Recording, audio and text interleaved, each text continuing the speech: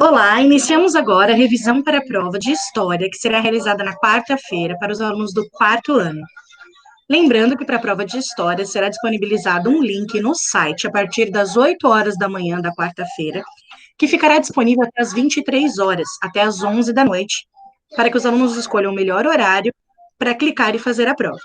Lembrando que só pode fazer a prova apenas uma única vez. Então, veja o dia que estão mais preparados para começar e terminar a prova na hora que entrar no link, ok? Nós vamos começar agora a revisão de prova pela página 240, 240.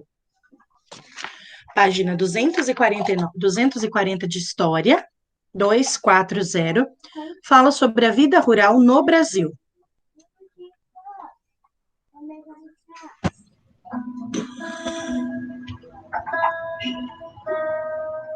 A página 240, ela fala pra gente que os municípios brasileiros, eles são formados, em sua maioria, tanto por espaços rurais quanto urbanos. Então, os municípios possuem os dois espaços. Nós sabemos que os espaços urbanos possuem grandes aglomerações de pessoas e moradias. Então, tem muita gente morando no espaço urbano, muita casa e moradia. Também temos muito comércio, né? E outras construções, como prédios e grandes casas. Já os rurais são caracterizados pelas plantações, pela criação de animais, né? E moradias que são mais afastadas umas das outras. Então, uma casa está aqui, a outra está um pouquinho mais longe, e assim por diante, ok? Então, nós temos aí essa diferença entre o espaço urbano e rural, mas no município nós temos os dois espaços. Lembrando que nós estamos na página 240, página 240 de História, falando sobre a vida rural no Brasil. Nós vamos grifar agora o segundo parágrafo. Desde as atividades até seguir. Até rural, desculpe, até meio rural, até o ponto final. As atividades da vida rural sempre tiveram grande importância para a história do Brasil, sendo essenciais para a economia de nosso país. Além disso, muitas das tradições brasileiras se desenvolveram no meio rural. Nós vamos grifar até aí, meio rural. Então, nós vamos grifar o segundo parágrafo da página 240, certo? Bela, deixa ele, filha. Deixa ele, filha. Então, vou mostrar para vocês como é que ficou. Ficou assim, tá vendo?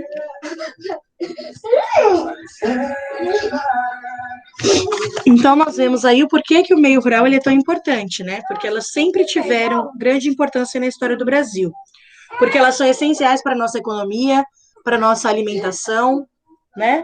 Para o cuidado com o plantio e os animais. Muitas das tradições da alimentação, cultura, dança, também vêm desse espaço rural, ok?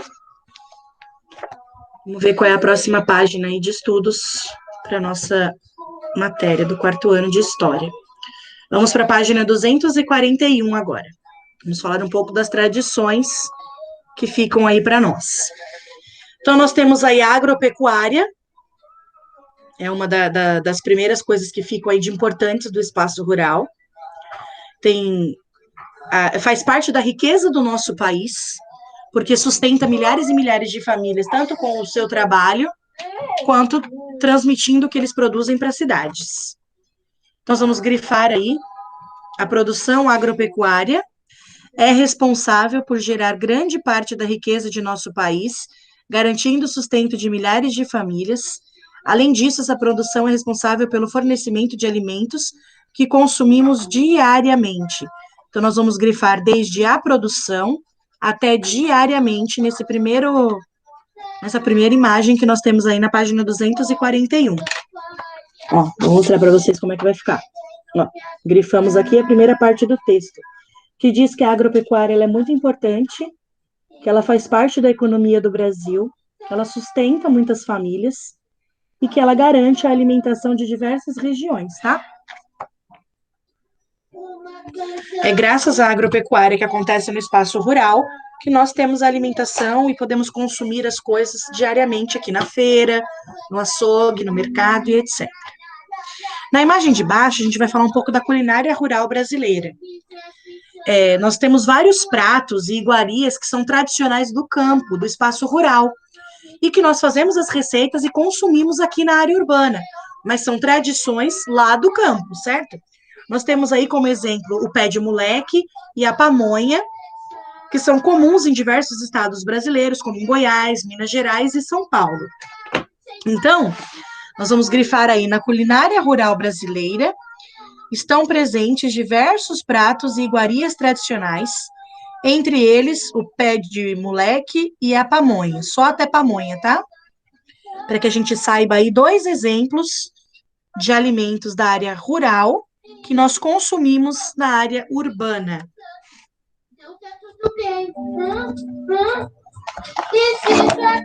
Vou mostrar para vocês como é que ficou, ó. Estão vendo?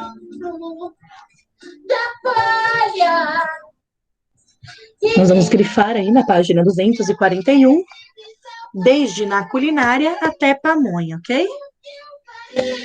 Que fala um pouco dessa alimentação tradicional do espaço rural, que vem aqui até nós no espaço urbano. E por último, nós temos as conhecidas modas de viola, que são as canções acompanhadas da viola caipira. Aqui nós chamamos de música sertaneja, essa música sertaneja que nós ouvimos, Marília Mendonça, Maiara e Maraíza, né? Essas músicas sertanejas, elas vêm da cultura do espaço rural, e é uma tradição que nós aqui no espaço urbano gostamos muito, e que vem dessa moda de viola do campo, tá? Então nós vamos grifar aí, conhecidas como moda de viola.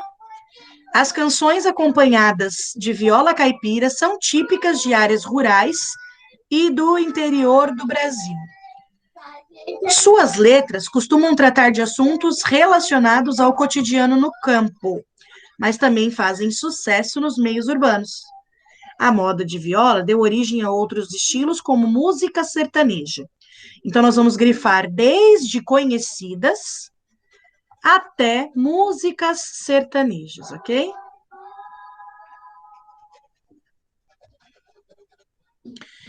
Então, as modas de viola do espaço rural foram as canções que deram origem ao sertanejo que nós ouvimos hoje. E aí ficará assim, essa parte grifada. Estão vendo? Para quem chegou agora, eu estou na página 241 da revisão de prova de história, ok? Certo? Alguém tem alguma dúvida quanto a esse primeiro conteúdo que fala do espaço rural? A vida rural aqui no Brasil? Não? Certo. Então, agora nós vamos aí para a página 243, 243, onde nós vamos falar um pouco sobre a ocupação das terras brasileiras e a mão de obra indígena, que aí a gente já fala um pouco da nossa história do passado, onde nossa história começou, né? A nossa história dos brasileiros, ela começa com os índios no descobrimento do Brasil. Por isso que a gente fala tanto dos índios em nossas apostilas, porque a história do nosso Brasil começa neles, tá bom? Então, lá em 1500, existiam cerca de 2 a 4 milhões de indígenas vivendo aqui no Brasil. Então, antes mesmo dos portugueses estarem aqui, os indígenas, cerca de 4 milhões deles, já estavam aqui em nossas terras. Eles já viviam aqui. Suas tradições valorizavam o uso não predatório das terras e o respeito à natureza. O que isso quer dizer? Que eles tomavam conta da natureza, que eles não usavam nada além daquilo do que eles realmente precisavam. Eles tinham todo um cuidado com a terra, com as árvores e com os animais, né? Um cuidado que quando os portugueses chegaram, eles não tiveram, né? Não era da cultura dos portugueses pegar apenas o necessário, né? Eles queriam mais e mais para gerar renda, gerar lucro e fazer a economia girar, tá? Vamos grifar aí. Em 1500, existiam entre 2 a 4 milhões de indígenas vivendo no território que atualmente corresponde ao Brasil. Suas tradições valorizavam o uso não predatório das terras e o respeito à natureza. Então, desde 1500 até natureza por enquanto, tá?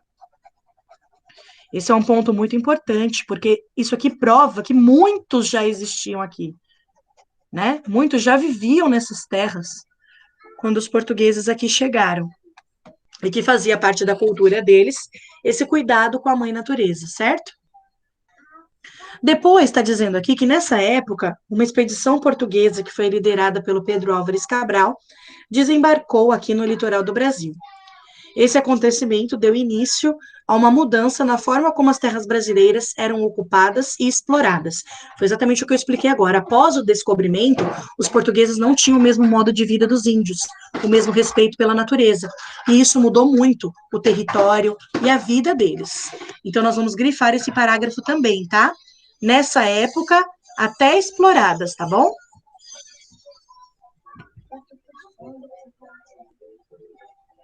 Nessa época, porém, uma expedição portuguesa liderada pelo navegador Pedro Álvares Cabral desembarcou no litoral do Brasil. Esse acontecimento deu início a uma mudança na forma como as terras brasileiras eram ocupadas e exploradas. E aí vai ficar assim, ó, grifado o primeiro parágrafo todo. Então, isso aqui é muito importante vocês saberem, terem conhecimento. Faz parte da nossa história, é o início da nossa história, o início da história do nosso país. E aí, depois que Pedro Álvares desembarcou aqui, descobriu o Brasil, viu que a terra era boa, cheia de coisas legais, né? Começaram a usar a mão de obra indígena. Então, a primeira atividade que os portugueses realizaram aqui no Brasil, e que eles usaram os índios para isso, foi a extração do pau-brasil. Eles descobriram a madeira da árvore pau-brasil, que quando eles chegaram ao Brasil havia muita madeira, muita árvore de pau-brasil. E eles descobriram aí que eles podiam extrair essa madeira e vender essa madeira. E também descobriram que dentro dela, conforme você tira a casca, ela produz uma tinta vermelha. Então, eles também, além de vender a própria madeira, eles ainda podiam vender a tinta que era produzida dela para tingir tecidos, roupas. Então, eles passaram a ganhar muito dinheiro, a ver ali um produto de interesse das outras regiões, dos outros países, em adquirir essa tinta avermelhada. Era uma madeira muito procurada na Europa e o seu comércio gerava altos lucros para os portugueses. Na extração do pau-brasil, os indígenas é que cortavam e transportavam essa madeira até as embarcações. Então, eram os índios que faziam todo o trabalho braçal, todo o trabalho pesado, era de responsabilidade deles, tá bom? Então, nós vamos grifar aí nós vamos grifar a primeira atividade econômica até a segunda linha, árvore pau-brasil. A primeira atividade econômica dos portugueses ao se instalarem no litoral brasileiro foi a extração em grande quantidade da árvore pau-brasil. Certo? Depois, nós vamos grifar. Usada para tingir tecidos, a madeira dessa árvore era bastante procurada na Europa.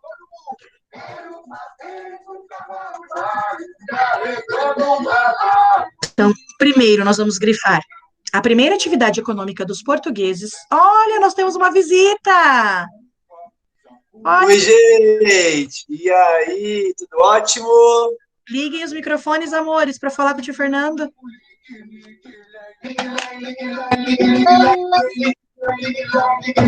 Meu pai, turma, prazer com vocês.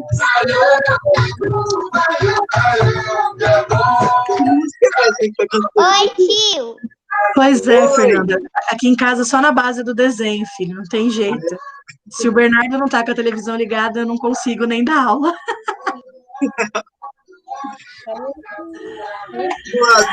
Eu recebi um convite, como vocês estão aí? Conta pra mim, morrendo de saudade de vocês.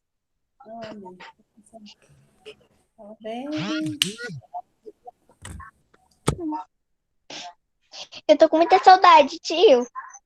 Tá com saudade? Ótimo, eu também tô. Milena, o que você tá fazendo aqui, ô, Melissa? O que você tá fazendo aí, Melissa? Lição para estudar. Muito bom, muito bom. Galera, dúvida? eu tô com uma dúvida aqui. Vocês estão fazendo as atividades que a gente está postando de educação física?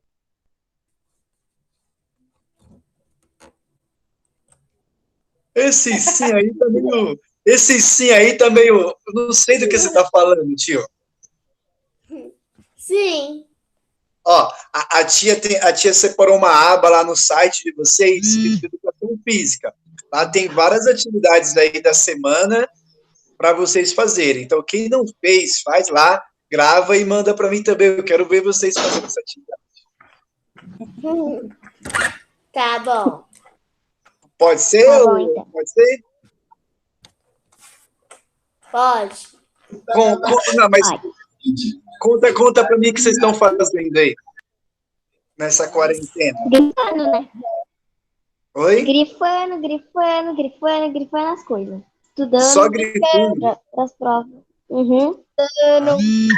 Eles começaram a semana de prova, Fê, então eles agora estão só estudando, diz eles, né? Que agora na semana de prova eles estão focados, né? Mas eu essa semana vou pegar as crianças aqui em casa e vou fazer pelo menos umas 2 aulas daquelas suas que você propôs. É que precisa de muito ânimo e dedicação, né? Para fazer tudo aquilo lá, mas vou fazer com as crianças e vou postar. Eu tô vindo da casa do meu sobrinho, então eu já gravei umas hoje, já. Aí amanhã eu mando, aí você já posta da semana. Ai, que legal, perfeito. Eu vou te mandar depois 2 convites para você entrar também na reunião da tarde, caso você queira. A do 5º ano da manhã eu fiz agora de pouco, tinha bastante gente também, é que eu esqueci de te mandar o convite. Tá. A do 5º ano da manhã eu fiz agora, mas aí eu tenho o 4º ano B e 5º ano B à tarde. Te mando o convite para você falar um oi. Fala oi, Bela. Oi, Bela. Aí eu vou pegar a Isabela para gravar sua aula, tá? Ah, tá. Então tá bom. Então, à tarde, manda para mim que à tarde também quero ver aquela molecada. Beleza, vou mandar os 2 convites, tá bom? Galera, bom estudo para vocês. Um beijo. Tia Jéssica, desde já muito obrigado pela força que você Agradeço, dá, tá bom? Fê. Sem você. Imagina, te amo. Obrigada pela parceria. É muito bom trabalhar com você. Parabéns pelo seu trabalho, mesmo à distância, que tem feito essas crianças correrem e suarem a camisa dentro de casa. Parabéns, tá? Beijo. Obrigada. Tchau, turminha. Ó. Tchau. Beijo para vocês, tá bom? Tchau. Beijo, tio. Muito legal receber visita, né? Ele estava louco para falar com vocês, ele já queria falar com vocês há bastante tempo. E aí, como revisão de prova, geralmente tem sempre alguém, né, ao vivo, aí ele pediu para entrar, tá? Gostaram? Mexam as cabecinhas para mim. Foi legal ver o tio Fernando, né? Muito bem, então agora vamos continuar falando sobre os nossos queridos indígenas que iniciaram aí a história do nosso Brasil. Então, nós vimos que o primeiro produto, a primeira atividade econômica, ou seja, a primeira coisa que gerou dinheiro para os portugueses aqui no Brasil, foi a extração da madeira do pau-brasil, que também era utilizada a tinta vermelha para pintar os tecidos. Isso é muito importante, gente. Por que os portugueses vieram e ficaram? Porque eles encontraram um jeito de ganhar dinheiro aqui. E encontraram pessoas para trabalhar de graça para eles. Então, os índios faziam todo o trabalho braçal, eles cortavam as madeiras, eles carregavam essas madeiras até os navios, até as embarcações para serem vendidas, e não ganhavam lucro, não ganhavam dinheiro com isso. No máximo, eles davam algumas coisas para os índios que eles nunca viram, como faca, né, um martelo, ferramentas para eles trabalharem que eles nunca tinham visto antes, certo? Então, nós vamos grifar isso também, ó. Na extração do pau-brasil, os indígenas realizavam o corte e o transporte da madeira até as embarcações portuguesas. Então, desde na extração até portuguesas. Não, vamos até o final, tá? Em troca, eles recebiam produtos que eram úteis em seu dia a dia, como machados e facas de metal. Então, nós vamos desde na extração até metal, ok? Beleza? Vou mostrar para vocês como é que ficou. Ó. Então, como eu falei para vocês, eles faziam todo o trabalho pesado, mas não recebiam nada de dinheiro em troca. Recebiam apenas algumas ferramentas, tá? Então, não podemos esquecer o porquê que os portugueses ficaram aqui, porque eles acharam algo para ganhar dinheiro, que foi a extração da madeira.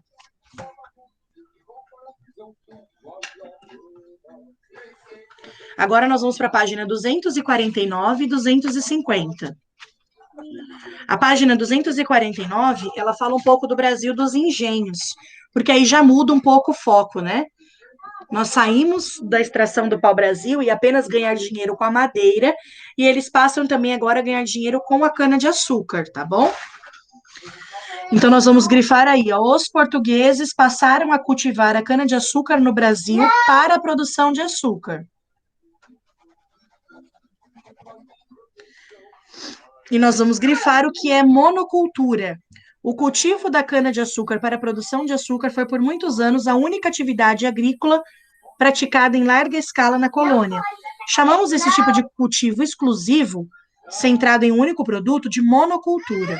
Então, Bela, por favor. Olha só, nós vamos grifar aqui em cima, né? Essa pequena parte aqui. E depois nós vamos grifar esse quadradinho amarelo que explica monocultura.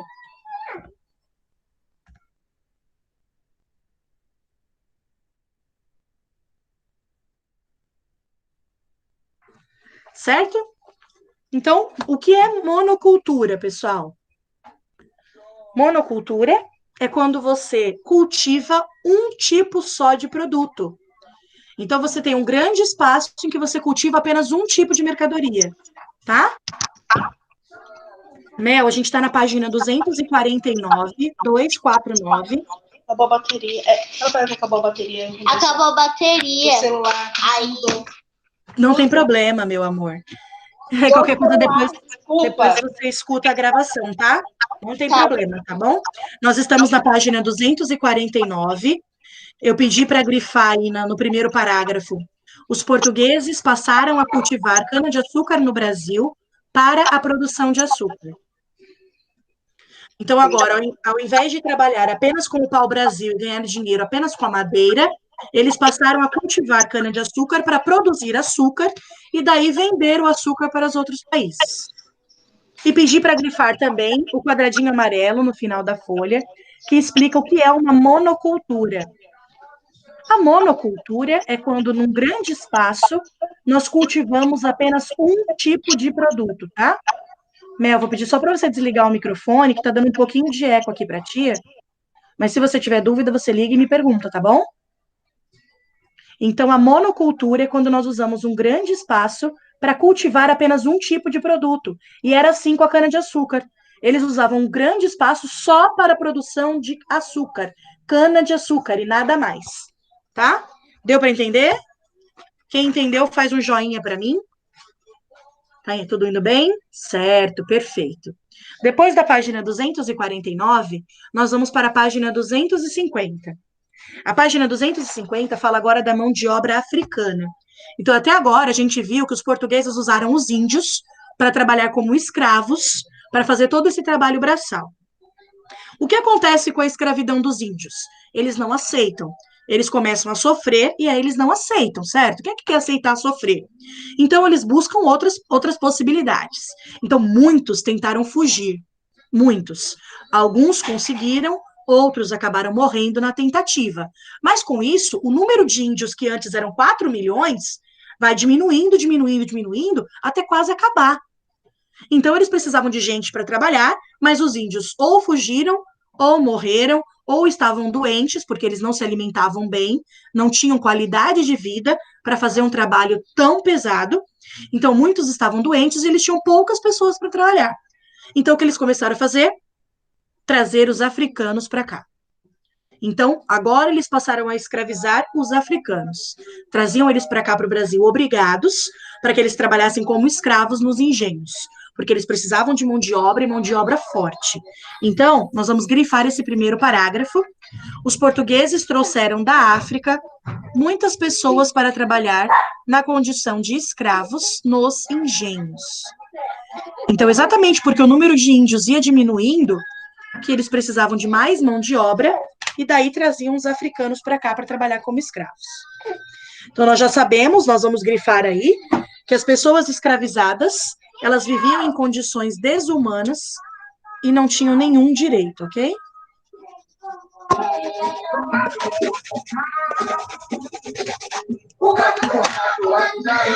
E com isso, a escravidão passou a ser utilizada agora por vários tipos de trabalho, né? Não só apenas na cana-de-açúcar, nos canaviais, né? Mas também dentro de casa, para trabalhar para os senhores. Nós vemos aí que as mulheres faziam as comidas e cuidavam das crianças, também como escravos. Eles descobriram que eles podiam escravizar as pessoas para trabalhar para eles de várias maneiras, e a história só foi piorando. É uma parte muito escura e muito feia da nossa história, porque daí a gente viu que as coisas só pioraram para eles. Eu quero que vocês grifem esse quadrado amarelo que fala da escravidão no Brasil. O regime de trabalho em que uma pessoa se torna propriedade da outra, exercendo tarefas em condições de exploração e violência, é chamado de escravidão. No Brasil, milhares de indígenas e africanos foram escravizados em um regime que durou cerca de 300 anos. Então, pense, isso durou cerca de 300 anos acontecendo com pessoas indígenas e africanas.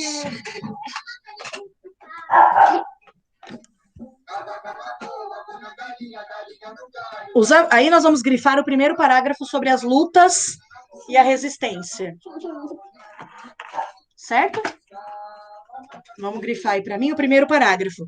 Os africanos resistiam à escravidão de várias formas. Por exemplo, quebrando ferramentas e incendiando lavouras. Os africanos também não aceitaram, de bom grado, esse serviço obrigado, tá? E aí vai ficar assim, grifadinho. Vê se dá para enxergar. Esta parte, esta e esta são partes importantes, ok? Vamos ver agora. Depois da página 250, nós vamos para a página 261. 261.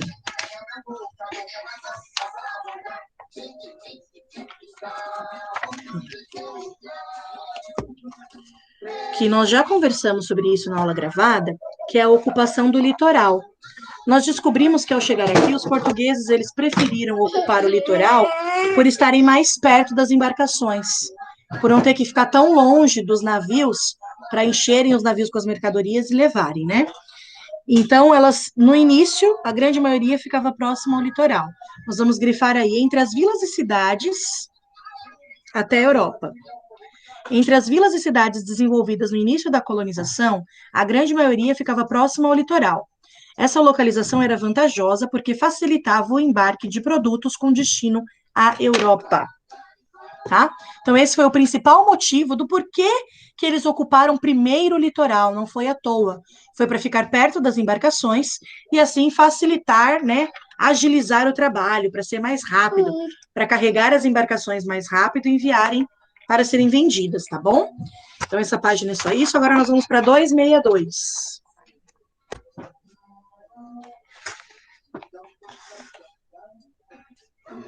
A página 262 fala das cidades nos tempos do ouro. Na videoaula, eu falei para vocês que as pessoas fizeram a corrida para o ouro porque todos eles queriam uma chance de ficarem ricos, né? E que nessa época o ouro era o desejo de todo mundo queria achar ouro para enriquecer e assim ter uma vida melhor. Algumas atividades econômicas influenciaram até na vida e nos costumes das pessoas. Inclusive as igrejas da época e as casas, quem achava ouro tinha grandes construções, né? Conseguia aí uma vida melhor. Nós vamos grifar aí que a atividade mineradora, ela teve início no final do século XVII, quando foi encontrado ouro na região onde hoje é o estado de Minas Gerais. A atividade mineradora até Minas Gerais, tá? No segundo parágrafo. Eu vou grifar e vou mostrar para vocês onde está. Tá bom? Vocês só não reparem no Bernardo fazendo manha, que eu acho que ele quer atenção, né? Ó, vai ficar assim, tá bom?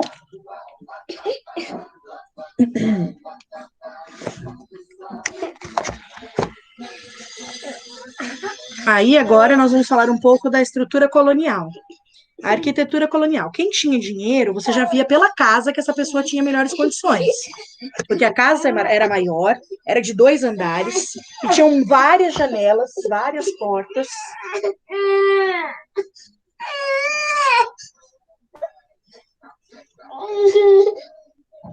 Não vai dar pra fazer aula, né, Qual, amor?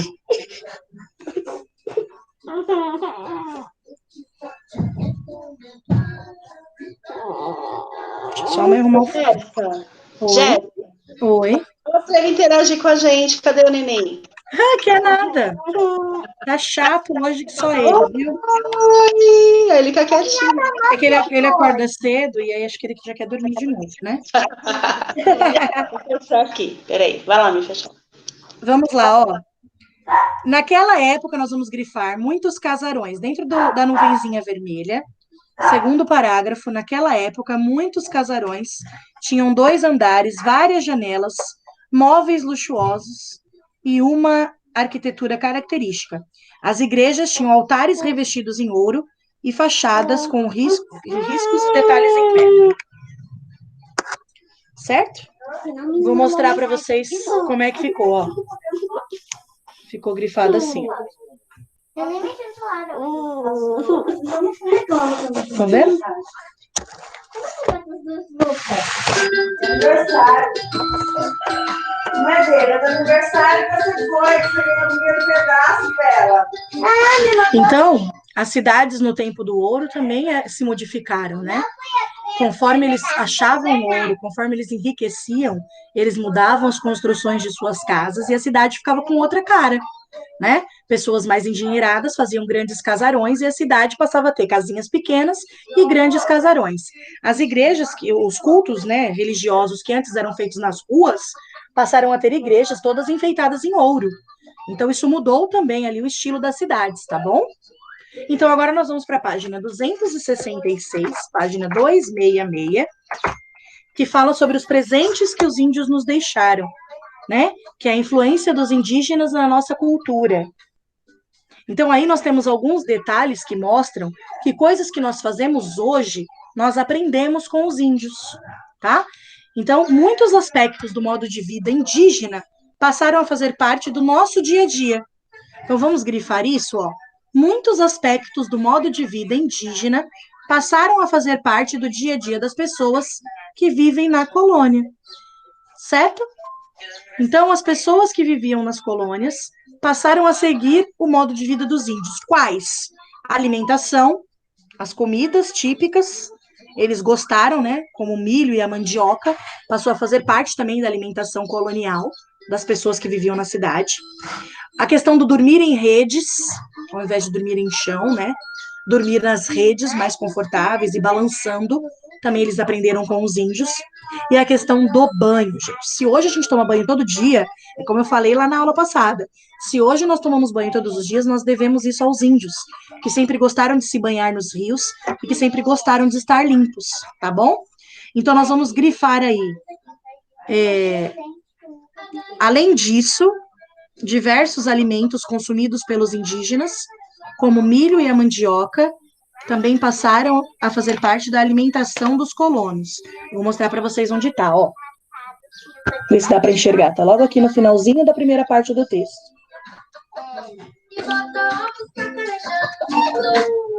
Deu para localizar?